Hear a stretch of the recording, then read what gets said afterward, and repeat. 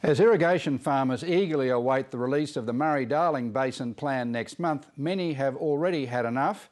Farmers are abandoning their properties in droves near Mildura, crippled by a decade of drought and now unable to sell their fruit thanks to the high Aussie dollar and a glut of locally produced grapes.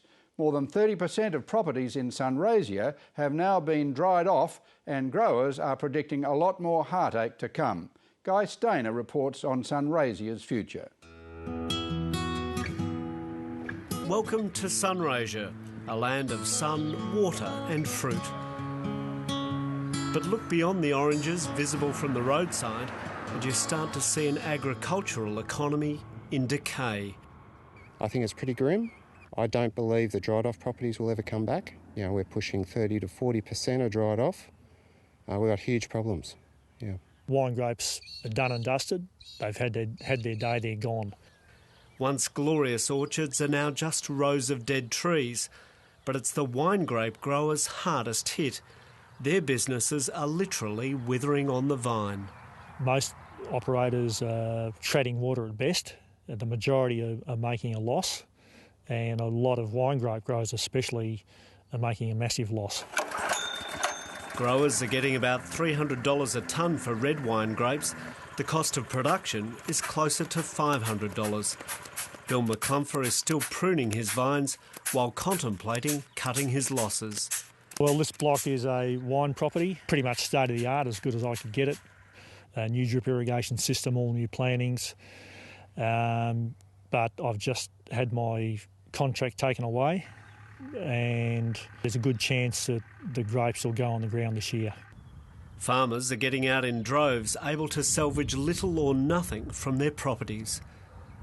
As growers face yet another year of making a loss, many are choosing to simply abandon their properties, walking away from tens of thousands of dollars of infrastructure, leaving their vines dead and rotting and completely overgrown with weeds. And this is a scene that's replicated right across Sunraysia. Turn left here, Guy. 7:30 went on a tour of Merbein on the outskirts of Mildura. Now you see the for sale sign here. He's got 12 acres and 7 acres planted, and he's got 40 megs of water for sale there. You'll see that 1,000 times through the district. About 40% of properties across Sunraysia have dried off.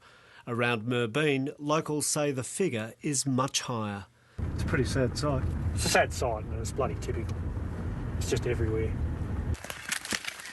Some of the growers who have abandoned their farms are being supported by a sustenance program run by the Catchment Management Authority. We're just rolling up an old fence that is no longer needed here, barbed wire, and we're doing GPS mapping of noxious weeds and pests. For $20 an hour, they work 3 days a week, helping to manage state forests.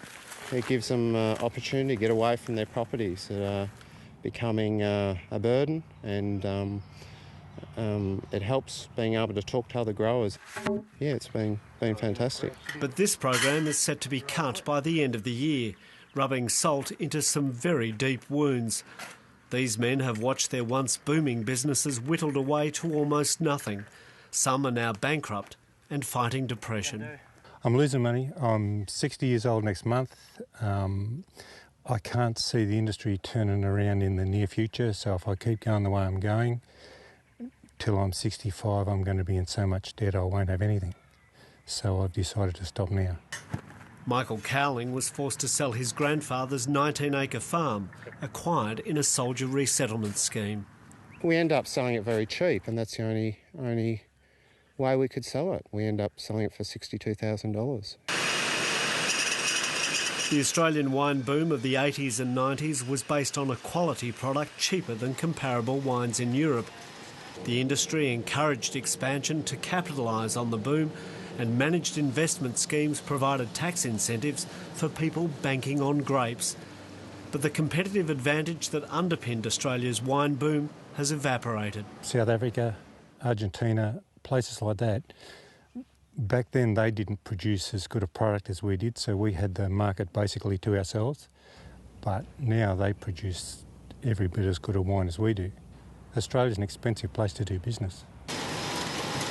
There's now a massive oversupply of Australian grapes, tipped to last a decade.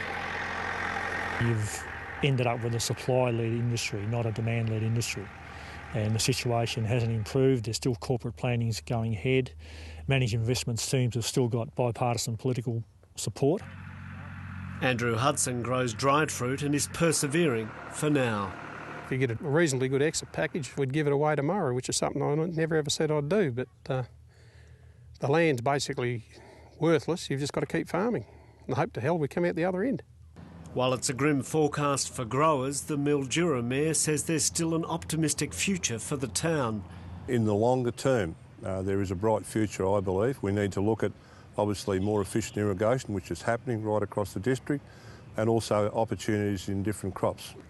Craig Crouch could be the pin-up boy for Mildura's future. We're growing zucchinis and we also grow snow peas, asparagus and table grapes. Having pulled out his sultana vines, he's now diversifying into vegetables. The Crouch farm is a family business and Craig has the energy, ambition and capital to steer his father's property in a new direction. Are vegetables the future for Mildura? I'm not sure if it would be the future, but it's definitely a short-term solution.